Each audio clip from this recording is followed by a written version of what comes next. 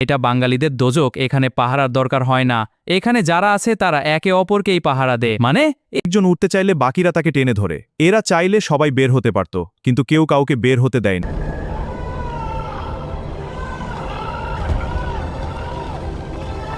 দাঁড়ান, এইটা কি জায়গা? এত বড় শাস্তির জায়গা, আগুন জ্বলতেছে, চিৎকার শোনা যায়, অত গেটে কোনো দারোয়ান নাই, কেউ পালায় না কেন? পালাবে কিভাবে? এখানে দারোয়ানের দরকার হয় না ভাই। এখানে যারা আছে তারাই একে অপরের জেলার। মানে বুঝলাম না। খেয়াল করে দেখো, কেউ একজন যখন দেয়াল বেয়ে উঠতে যায়, নিচ থেকে 10 জন তার পা টেনে ধরে। ওরা চাইলে একজন আরেকজনের কাঁধে ভোট দিয়ে সবাই বের হয়ে যেতে পারত, কিন্তু না, আমি উঠতে পারলাম না, তুইও উঠতে পারবি না। এই হলো এখানকার আইন, প্রতিযোগিতা। আমাদের সমাজের সবচেয়ে বড় বাধা বাইরের কেউ না, আমরা নিজেরাই একে অপরকে টেনে ধরি। প্রতিদিন ঘুম ভাঙে একই সূর্য দেখে, একই মাটির ঘর, একই অভাবের গন্ধ।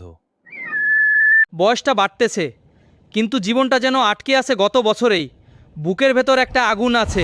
সবাই চায় নিভিয়ে দিতে, কিন্তু আমি জানি এই আগুনটা নিভলে আমি থাকবো না।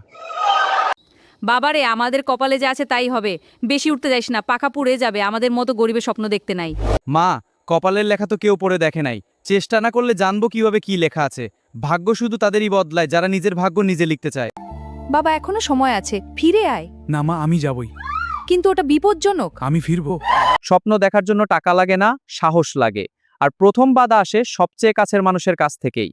ওই যে আমাদের এলাকার বিল গেটস আসতেছে, কিরে আজকেও চাকরির খোঁজে সরে যাবি নাকি এবার প্রধানমন্ত্রী হবার অ্যাপ্লাই করতেছো? আরে রাখ তোর প্রধানমন্ত্রী, ওরে কইছিলাম আমার দোকানে কামে লাগা যা, মাসে 8,000 দিমু, তা না সাহেবের ভাব ধরে। আগে নিজের পেট চালা, তারপর দেশ চালাইস। এই পোলাপানগুলোর জন্যই সমাজ নষ্ট।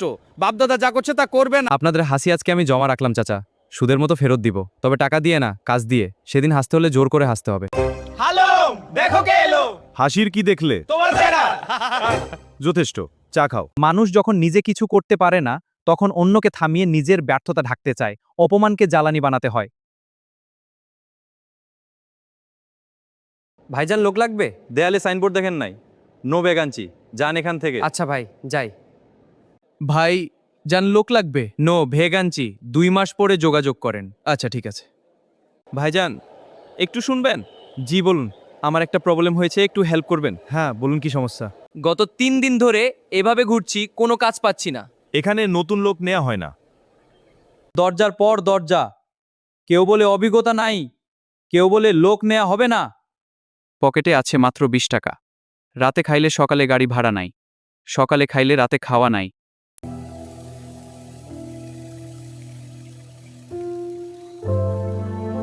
সফলতার রাস্তা সবচেয়ে একা। এই সময়টাতে নিজেকেই নিজের বন্ধু হতে হয়।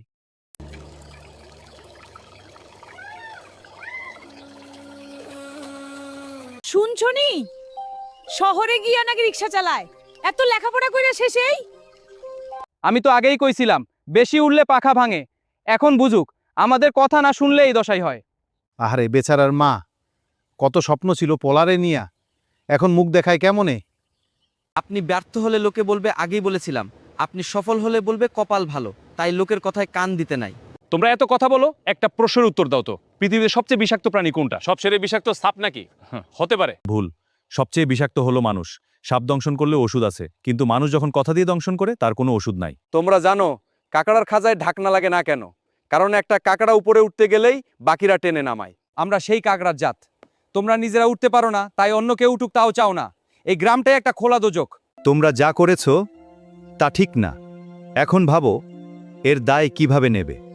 ক্র্যাব মেন্টালিটি বা কাকড়া মানসিকতা আমাদের উন্নতির সবচেয়ে বড় শত্রু। ঠিক আছে, সবাই যখন চায় আমি পড়ে যাই, তাহলে আমি উঠার জিদ করলাম। আজ থেকে ঘুম 4 ঘন্টা, বাকি 20 ঘন্টা আমার যুদ্ধ। আমাকে অপমান করছো, ধন্যবাদ। তোমাদের প্রতিটা কথা আমার বুকে গেঁথে আছে। এইগুলাই আমার সিঁড়ি। আমি পড়ে যাব, 1000 বার পড়ব, কিন্তু যতবার পড়ব ততবার উঠব।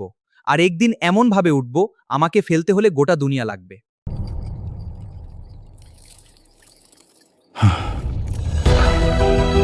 জেদ আর পরিশ্রম এক হলে ভাগ্যেও পরিবর্তন হতে বাধ্য। জেদ করুন সৎ পথে।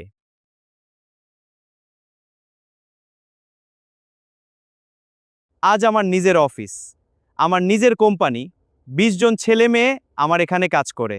লোকে বলে আমি জিতে গেছি, কিন্তু না, আমি জিতি নাই, আমি শুধু হাল ছাড়ি নাই। পার্থক্যটা এখানেই, জিতে যাওয়া একদিনের ঘটনা, কিন্তু হাল না ছাড়া প্রতিদিনের লড়াই। Welcome back, sir.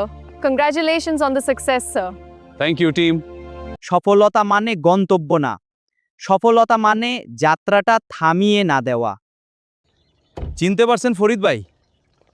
আমি সেই ছেলেটা, যেদিন আমি একটু উঠতে চেয়েছিলাম।